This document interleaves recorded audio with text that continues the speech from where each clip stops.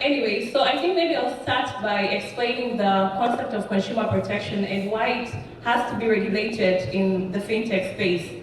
So ideally, consumer protection is a process or a concept whereby there's different safeguards and measures that are kept in place to prohibit unethical, unfair, or harmful practices in the marketplace. And even prior to technology coming in, consumer protection laws and frameworks have been in place.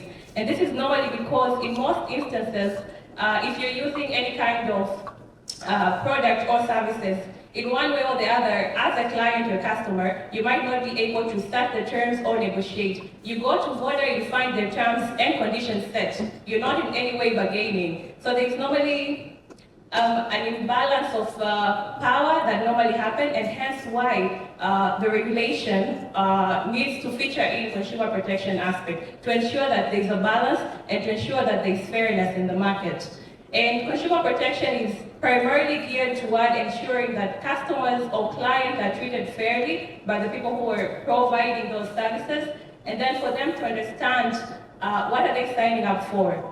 And when you look at all this aspect that the consumer protection is geared toward, you realize that in the technology, services, and product, it becomes even tricky. There are normally no contracts, maybe at some point, you just click and you're already paying for something, and then you realize you've been deducted maybe even more than what you had thought you've been deducted. So consumer protection becomes very quite critical component. And so I'll move to this slide actually. So there was a study that was done to kind of identify what do the consumers into the fintech area need. And I've highlighted some of the things that most consumers say they wanted to see in financial technology, product and services. And I think maybe I'll just briefly say, so I think we all understand the need for safe and reliable products in the financial or technology services or product. And then choice, and this one is very important because primarily when technology comes up in any sector, they're normally people who are there from the beginning, so they have like an added advantage, and maybe they can have conduct or practices that are unfair, that they can change the prices, and so the need for the sector to actually be widened, to have a lot of options and choices is quite important. I think, for instance, initially, mobile money services we did have from our only telecom companies that did offer, but we see now we have the like of M-Pesa coming in, offering prices that are more affordable, telecom coming in, offering prices that are more costs that are less costful and affordable. So all this actually builds into consumer protection. And I think the other ones are also quite explanatory. I'll just move to the next slide. So these are some of also the key concerns that did exist for a lot of people who are consuming financial services. One that normally comes out is the misuse of data and violation of privacy. I think even today we have had a lot of discussion around data misuse, cybersecurity issues, the threat that exists. So these are some of the concerns that normally happen. And maybe I'll just like to stress on the absence of human intervention. So as a consumer, if I'm going to use any product or services, and then if I face any problem, but there might be a chatbot, it might respond to me, but if it cannot effectively solve my problem, then that's an issue for me as a consumer. Sometimes you'll find the fintech company, they have an email, they have a number, but maybe it's not being picked. You don't even know where they're located, they're virtually based, so it just becomes a challenge. As a consumer, you're placed at a disadvantaged place. And so this is even the more reason why there has to be, normally, I don't want to say very stringent, but very strict compliance and enforcement for consumer protection in the fintech space to actually make sense and be enforceable. And even though we speak about consumer protection is primarily aimed at building trust. So whether you're the fintech company, whether you're the regulator, this is something that you really should consider in whatever angle or stakeholder group that you belong. Because we all want to see the Tanzania fintech market flourish. We want to embrace financial technologies. But if we cannot trust, if our complaints are not being addressed, if we're not getting services as we want, then it will all be in vain. So it's important to really consider. So I'll move to the legal framework.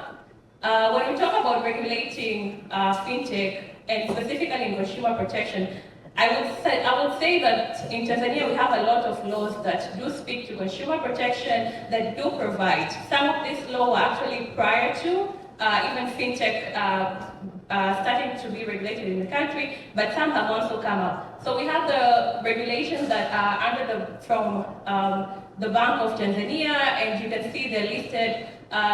The Bank of Tanzania also now has regulation on sandbox, and sandbox is one of the ways where consumer protections can be protected. So that's also one way that the regulator can study the risk of FinTech and help in regulating and shaping how the regulatory approach should be. And then we have the capital market and security. They have a lot of regulation also that are available, or one way or the other relate to FinTech services. They also have a regulatory sandbox regulation.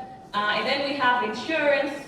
TIRA, they do have a guideline for insurance digital platform, which actually provide guidance and also has consumer protection issues featured into that guidance. And then we do have the Commission, of course, of the Personal Data Protection, and they also speak to data privacy and protecting data subjects. So that's also one of the regulatory framework. We have TCRA, and they have the Electronic Postal Communication Consumer Protection Regulation, which is very well detailed.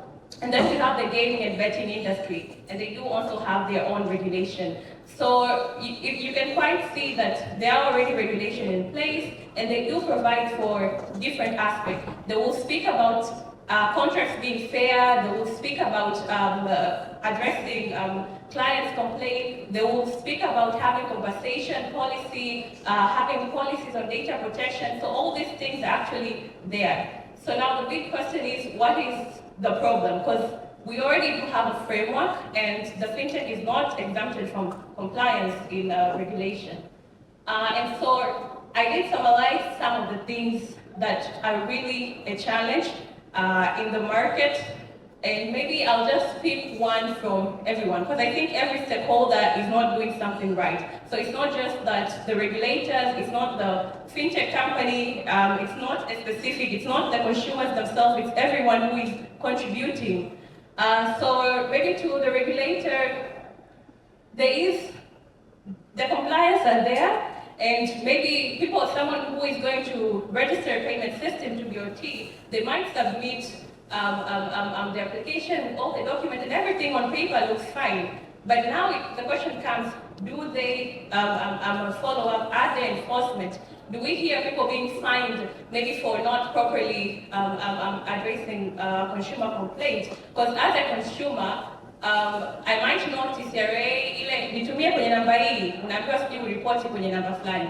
And then baada ya hapo, no one comes and gives you feedback as the consumer that maybe TCRA, maybe they do, but maybe we don't hear it very quite often, that 1, 2, 3 happened, and these people, as a regulator, have done 1, 2, 3. So I think even when enforcement is there, it's normally not done in a way that the consumers are aware. And this is why most of the time people would say, even if I report, even if I go to a certain entity, they will do nothing. So the consumers feel like they're kind of in a situation where they really have anyone to help, but that's not the case. And so for the regulators, for the government body, this is something I think that will have to be considered and changed. And so there's something they call like consumer protection PR. You'll find in some jurisdiction when the regulator finds a company, it's published, everyone wakes up the next day knowing a certain FinTech or a certain company, a certain tech company has been fined for this. And what that does is actually build the trust of consumers.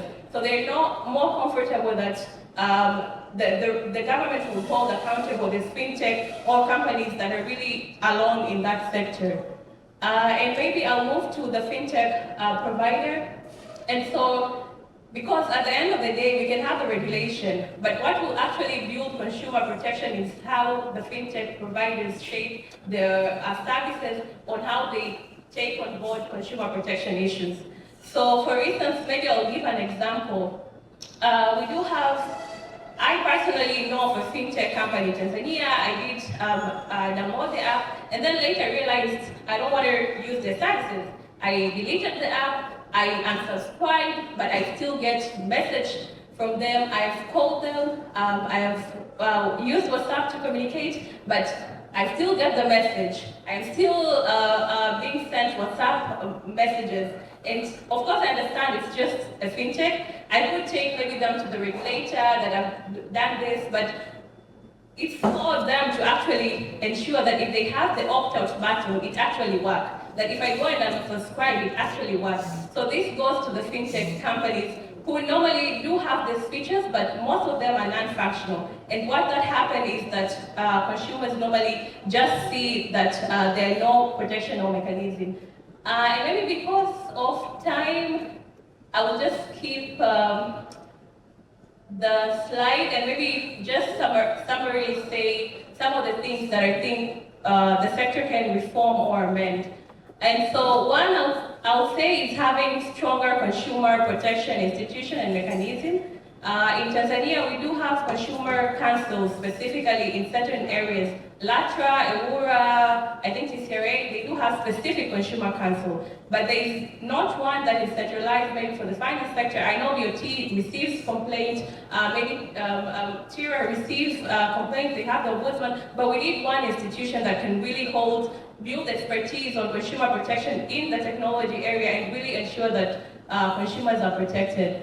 I will skip the other and just maybe end my presentation, and maybe I'll end by saying that the role of consumer protection is for everyone. It's also to the consumers who are consuming the product. It's also us who can actually hold accountable this fintech company. It's also us who can knock on the door of the regulators and government and ensure that we have a fair practice of protecting consumers in the market. And this is how we can actually grow the fintech sector. So with that, because of time, I'll end my presentation, and thank you so much.